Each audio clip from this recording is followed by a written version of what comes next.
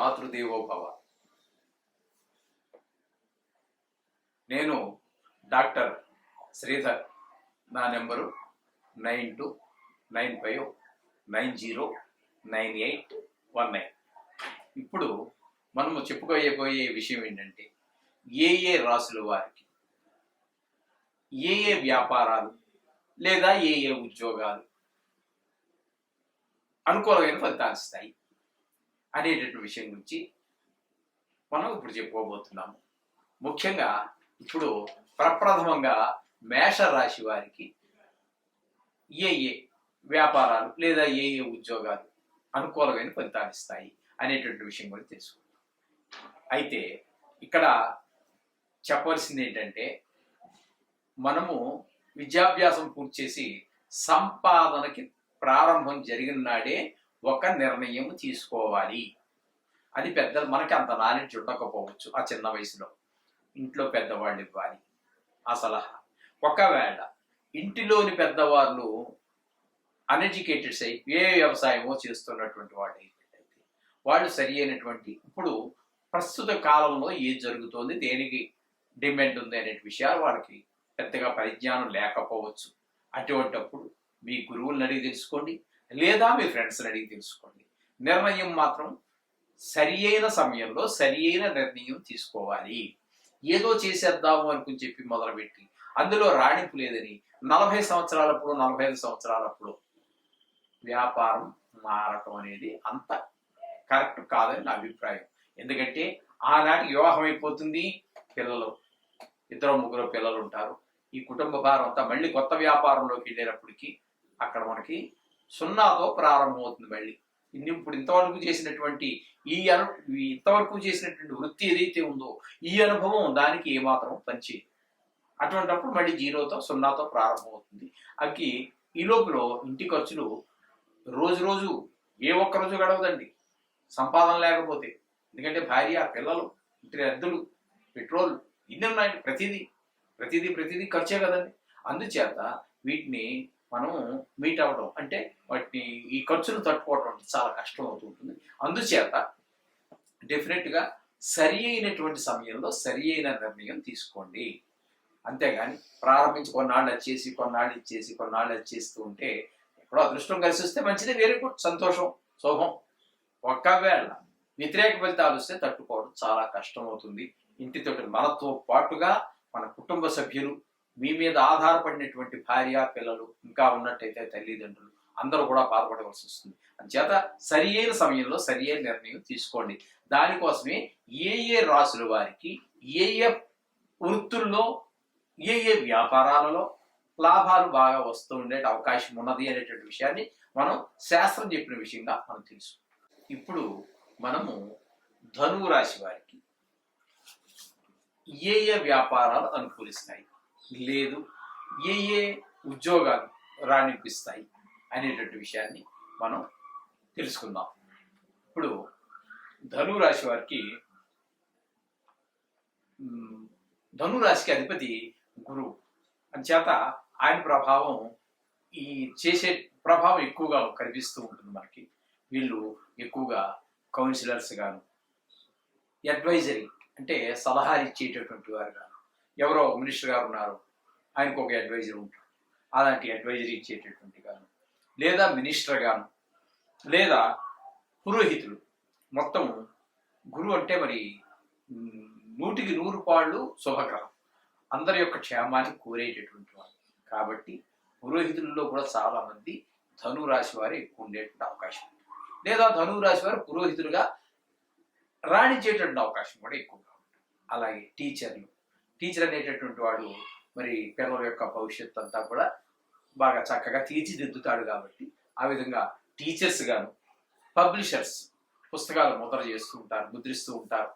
తద్వారా ఒకే ఒక వ్యక్తి రాసినటువంటి ఒక పుస్తకం ఉందండి, దాన్ని పబ్లిష్ చేయడం ద్వారా అది కాపీలు ఎన్నైతే కొన్ని 1000 చేస్తారు, కొంతమంది 10,000 చేస్తూ ఉంటారు. ఆ విధంగా తద్వారా ఆ ఒక్క మనిషి రాసినటువంటి ఆ విషయాన్ని 1000 మందికి చేర్చేటటువంటి అవకాశం ఈ పబ్లిషర్స్కి ఉంటూ ఉంటుంది. ఆ విధంగా పబ్లిషర్స్గా కానీ, రైటర్స్, వాళ్ళే పుస్తకాలు రాసేవాళ్ళు కూడా ఉంటూ ఉంటారు. అలాగే ఆస్ట్రాలజర్స్ అంటే జ్యోతిష్యులు, ఈ జ్యోతిష్యులు కూడా ఖచ్చితంగా గురువు యొక్క బుధుడి యొక్క అనుగ్రహం లేనిదే జ్యోతిష్యులు అవటం అనేది చాలా అసాధ్యమైనటువంటి విషయం, చాలా కష్టమైనటువంటి విషయం. ఈ విధంగా మనకి ఫిలాసఫర్స్ అంటే వీళ్ళలో ఎక్కువగా చివరికి వచ్చేటప్పటికి ఏమవుతుందంటే విషయ పరిజ్ఞానం ఎక్కువ అవడం ద్వారా ఒక ఆధ్యాత్మిక దృక్పథంలో వెళ్ళిపోతూ ఉంటారు. వీళ్ళందరికీ కూడా ఇప్పుడు మన స్వామీజీలు చాలా మంది ఉన్నారు చూడండి. అంటే అందులో మీరు డూప్లికేట్ తీసుకోవద్దండి. ఒరిజినల్ స్వామీజీస్ ఎవరైతే ఉన్నారో వారందరూ కూడా విషయ పరిజ్ఞానం ఎక్కువడం ద్వారా వాట్ ఈస్ వాట్, ఏది న్యాయం ఏది అన్యాయం అన్ని తెలిసిన మీదట ఖచ్చితంగా ఎవరైనా సరే ఫిలాసఫర్గానే మారుతారు. దాన్ని వేషం వేసుకుని ఏదో జీవడం కోసం ఉత్తర పోషణార్థం వేషం వేసేవాడు ఎప్పటికీ ఫిలాసఫర్ కాలేడు. కాబట్టి విషయ పరిజ్ఞానం ఉన్నవాడు ఇంకా 60 దాటిన తర్వాత అతని యొక్క ఆలోచనలో గ్రాడ్యువల్గా మార్పులు వచ్చేసి అతను ఒక ఫిలాసఫర్ అంటే ఒక ఆధ్యాత్మిక వైపు దృష్టి మళ్ళీపోతూ ఉంటుంది. ఇంకన్నిటిని కూడా విడిచిపెట్టుకుంటూ ఆధ్యాత్మికానికే ప్రథమ తాంబూలించుకుంటూ జీవితం గడుపుతూ ఉంటారు. ఇటువంటి వాళ్ళందరూ కూడా పురోహితులు గాను, స్వామీజీలు గాను, రైటర్స్ గాను, జ్యోతిష్యులు గాను ఇవన్నీ గురు ప్రభావం వల్ల వస్తూ ఉంటాయండి. అంచేత ఈ ధనురాశి వారు వెళ్ళేటప్పుడు అంటే సంపాదనకి దిగేటప్పుడు మీకు ఉన్నటువంటి అర్హతలు, విద్యార్హతలు కానివ్వండి, టెక్నికల్ అయితే టెక్నికల్, ఇటువంటివన్నీ కూడా మీ యొక్క క్వాలిఫికేషన్స్ మీద, మీ యొక్క అర్హతల మీద ఆధారపడి ఉంటుంది. దానికి తగినటువంటి నిర్ణయం తీసుకున్నట్టయితే మీరు చక్కగా మీరు వృత్తిలో బాగా రాణిస్తారు. వృత్తిలో రాణిస్తే జీవితంలో కూడా రాణిస్తారు. అంతే కదండి. మరి వృత్తిలో రాణిస్తే డబ్బులు వస్తాయి, డబ్బులు వస్తే జీవితంలో ఆర్థికంగా నిలదొక్కుంటాం. మిమ్మల్ని నమ్ముకున్నటువంటి మీ కుటుంబ సభ్యులు ఎవరైతే ఉన్నారో వారందరూ కూడా సుఖమైనటువంటి మీరు, మీతో పాటు మీ కుటుంబ సభ్యులు కూడా చక్కటి జీవితాన్ని గడపడానికి అవకాశాలు ఉంటాయి. శుభం భూయాత్. ఇప్పుడు మనము మీనరాశి వారికి ఏ ఏ వ్యాపారాలు కలిసి వస్తాయి, లేదు ఏ ఏ ఉద్యోగాల్లో అయితే రాణిస్తారు అనేటువంటి విషయాన్ని గురించి మనం తెలుసుకుందాం.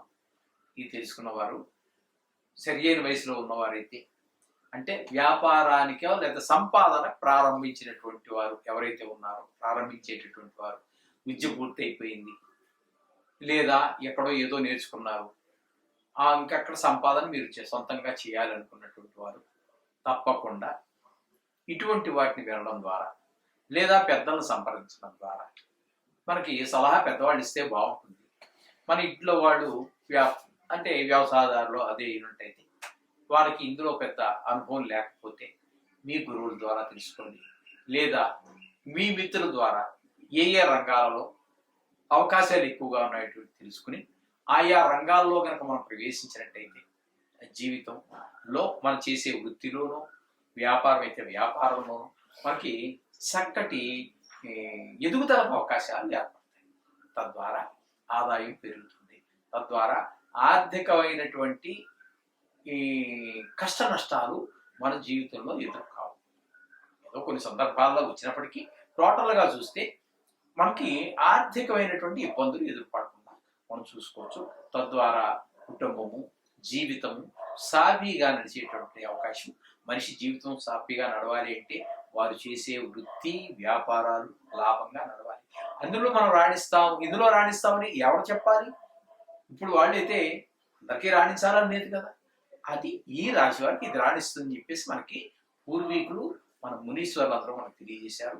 వీటిని గనక ఆచరించినట్టయితే మన జీవితాలు చాలా నల్లేరు మీద నడక అంటారు. ఆ విధంగా చక్కగా నడుస్తూ ఉంటే మనకి జీవితం ఆనందంగా అనుభవించడానికి అవకాశం.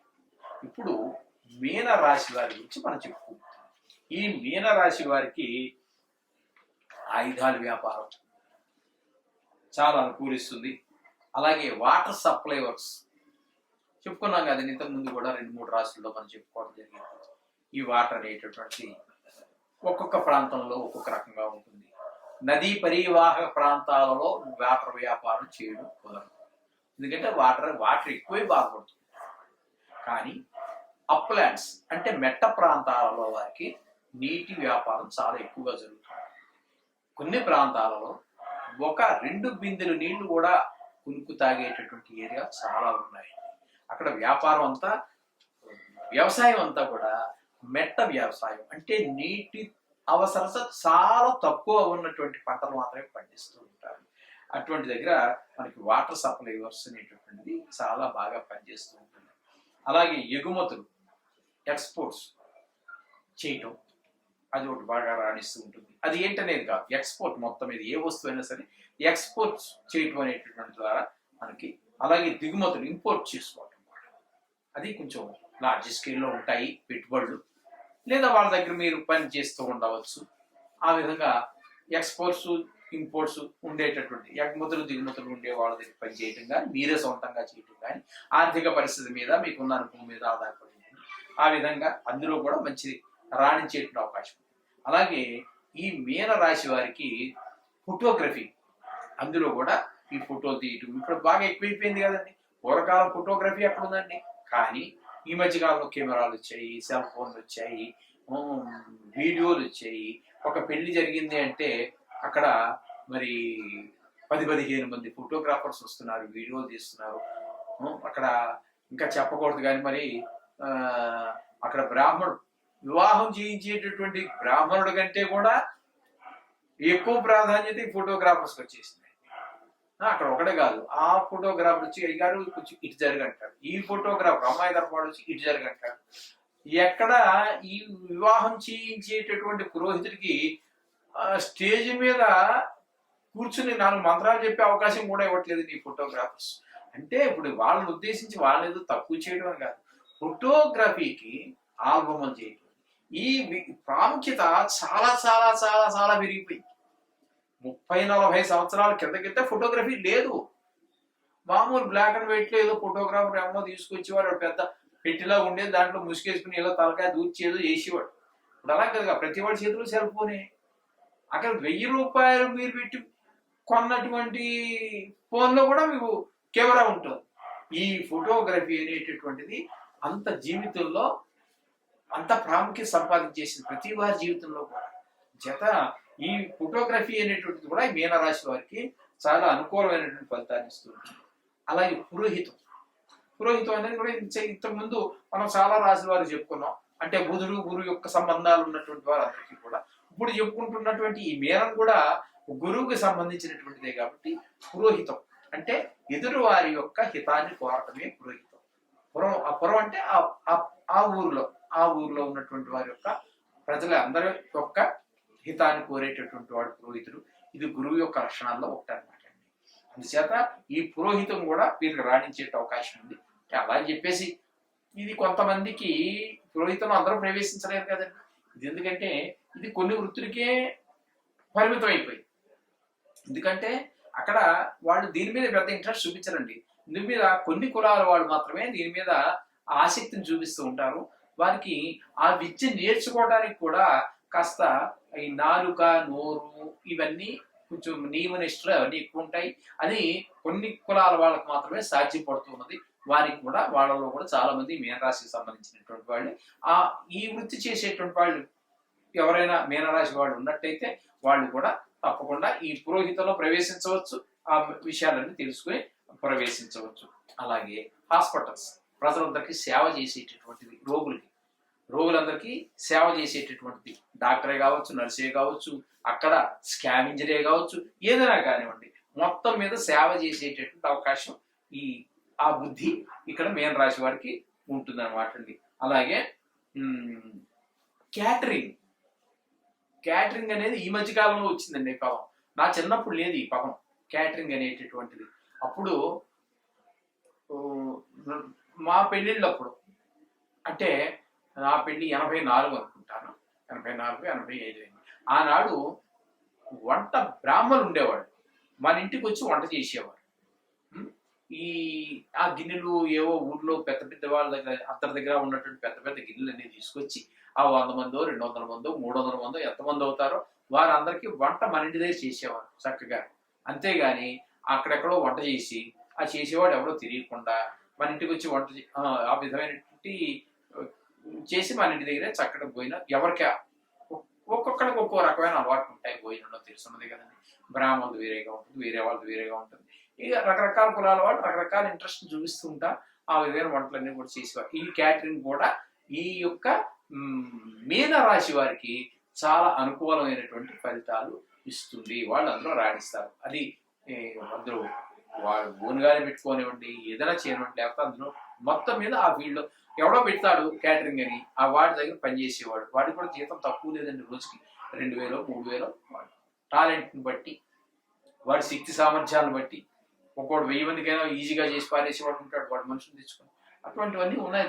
దాంట్లో లోటుపాట్లు అని మనం చెప్పలేము. ప్రతి దాంట్లో విషయంలోనూ, ప్రతి వ్యాపారంలో, ప్రతి ఉద్యోగంలో ఏవో కొన్ని లోట్లు పాటలు ఉంటాయి. అవి వాళ్ళకే తెలుస్తాయి. మొత్తం మీద ఈ మీన రాశికి వాళ్ళు క్యాటరింగ్ లో కూడా ప్రవేశించవచ్చు.